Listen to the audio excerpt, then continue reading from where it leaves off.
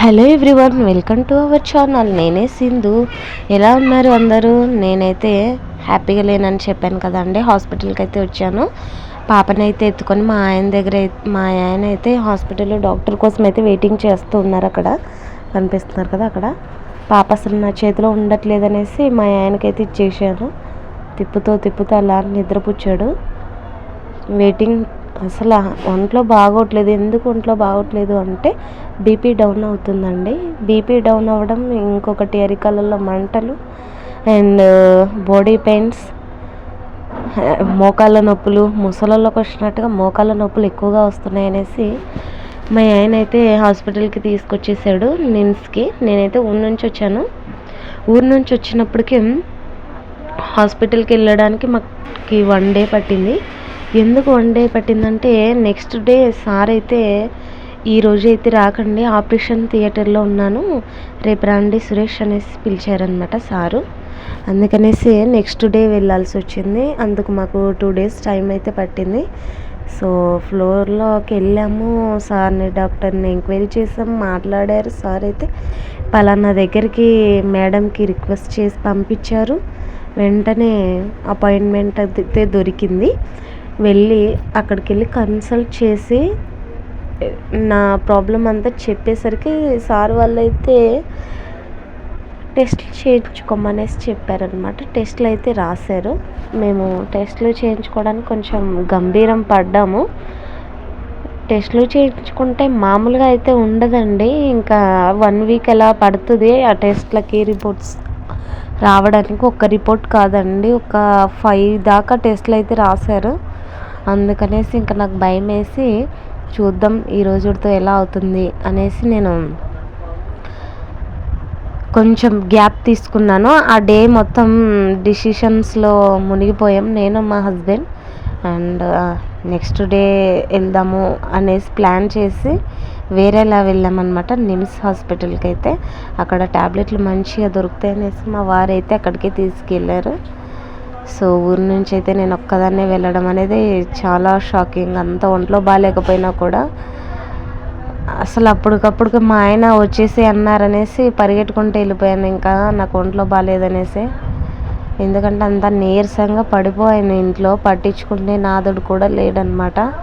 అందుకు ఆలస్యం చేయడం మంచిది కాదు అనేసి నేనే మా వారిని ఇలా అంటే ఇంకా తీసుకెళ్ళిపోయాడు. ఇలా జరుగుతుంది, నా వల్ల కావట్లేదు, పిల్లలకి నేను ఫుడ్ కూడా ప్రిపేర్ చేయలేకపోతున్నప్పుడు ఎందుకు వచ్చేసి నేనైతే హాస్పిటల్ చూపిస్తాను, ఏం పర్వాలేదు అనేసి వెళ్ళామన్నమాట. రికమెండేషన్ ద్వారా వెళ్ళాము.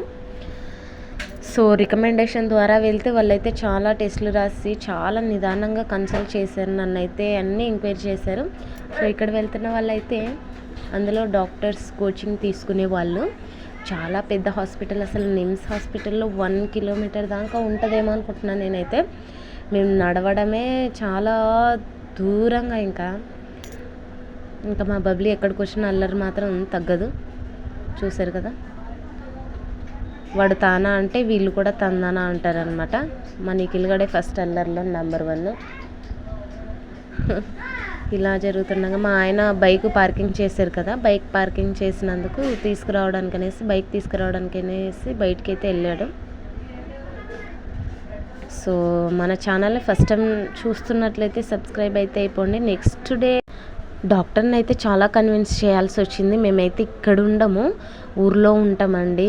మాకు హైదరాబాద్ అయితే కొత్త. నేనైతే ఫస్ట్ టైం రావడం. మేడం ప్లీజ్, కర్నూలు నుంచి వచ్చాము, ప్లీజ్ మేడం ఇప్పుడు నేను చెప్పిన ప్రాబ్లమ్స్కి ట్యాబ్లెట్లు అయితే ఇవ్వండి. ఈ టెస్ట్లు చేసుకున్నాక నెక్స్ట్ తర్వాత కానీ వస్తాను, 1 month కానీ వస్తాను మేడం, ప్లీజ్ అర్థం చేసుకోండి అనేసి మేడంని అయితే చాలా బతిమాలాను. మేడం కొంచెం కన్విన్స్ అయ్యి ఇంకా కోపడ్డారు నా మీద.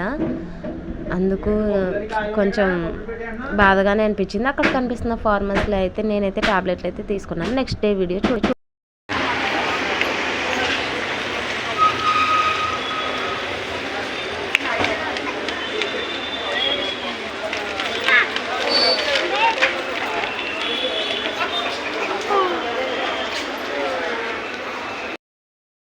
పానీపూరి తినిపించుకో కానీ తినిపించట్లేదు మా ఆయన. సో హాస్పిటల్కి అయితే వెళ్ళొచ్చామండి. హాస్పిటల్ వచ్చేసి టెస్ట్లు ఇచ్చారు. ఆ టెస్ట్లకు వచ్చేసి 5700 బిల్ అవుతుంది. సో అంత అమౌంట్ మనకైతే రాలేదు. అంత అమౌంట్ కట్టి నేను హాస్పిటల్ చూపించుకోవడానికి కూడా ఇంకా శాలరీ కూడా పడలేదు. సో 10 to 12, 30 ఒక్కోసారి ఆ టైం పడుతుంది శాలరీ. అందుకనేసి కొంచెం భయపడి నేను వేరే హాస్పిటల్లో అయితే అడిగాము టెస్ట్లకు ఎంత అవుతుంది అనేసి. 4000 అవుతుందన్నారు. ఆ టెస్ట్లకు వెళ్ళిపోవాలనేసి రేపు ప్రిపేర్ అవుతున్నాం అన్నమాట.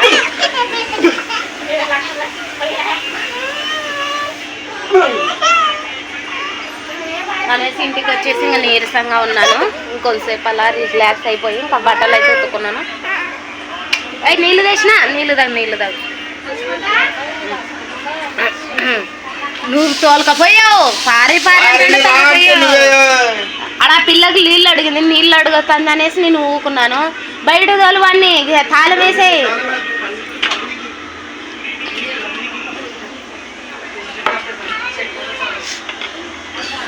అందుకనేసి రేపు వెళ్దామనేసి టెస్ట్లకు అన్నిటికీ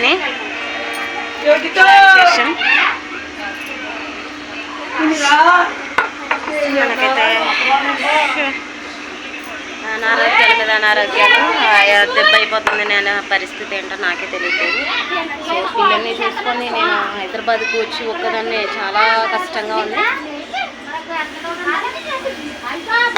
ఏం చేస్తామబ్బా. కళ్ళు తెరుచుకోకుండా ఉంది.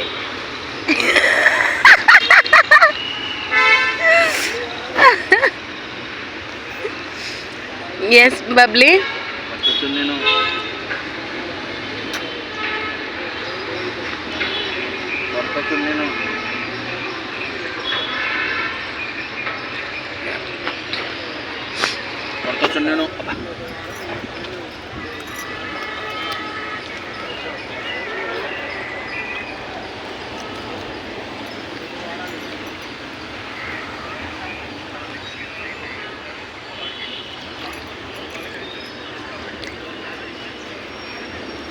నిలబడట మంచి విందనే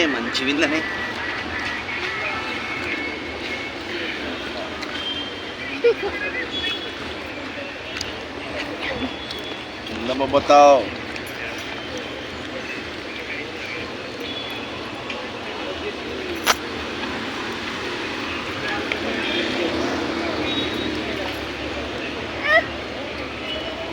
తిను చెప్పు parece tudo bom.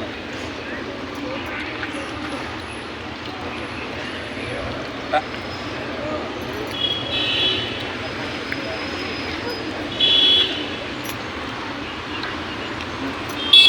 Mana?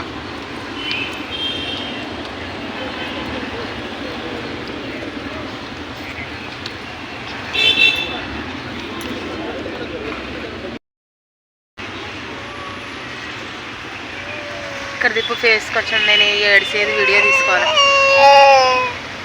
కన్నులు పడతాయి అన్నందుకు దొంగ ఏడుపు ఏడుస్తుంది మా బబ్లీ. బ్లాక్ మెయిల్ ఏడుపు అంటారు దీన్ని.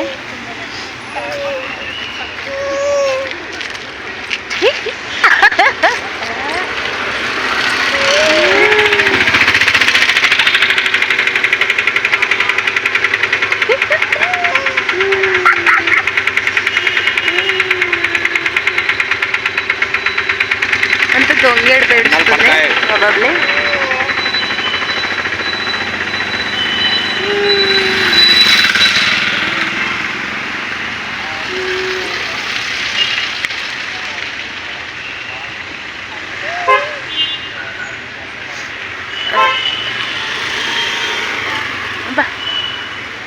బా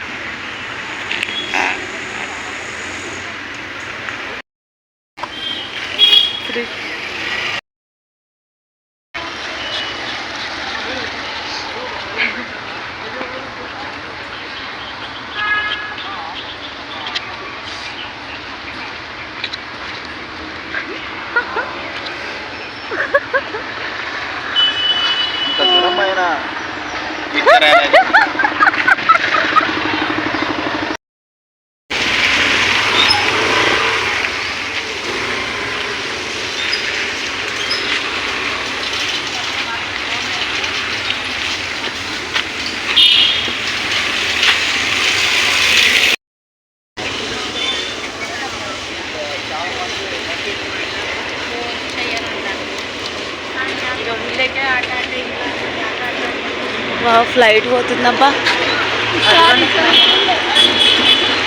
ఫ్లైట్ వెళ్ళిపోయా.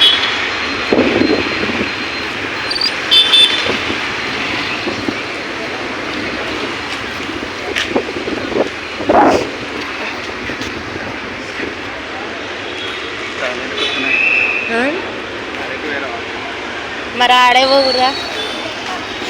మళ్ళీ నాకు పిల్లని కనిపించి నువ్వు బయట తిరిగి రానికే కదా, గుట్టుక వేసుకున్నా కదా.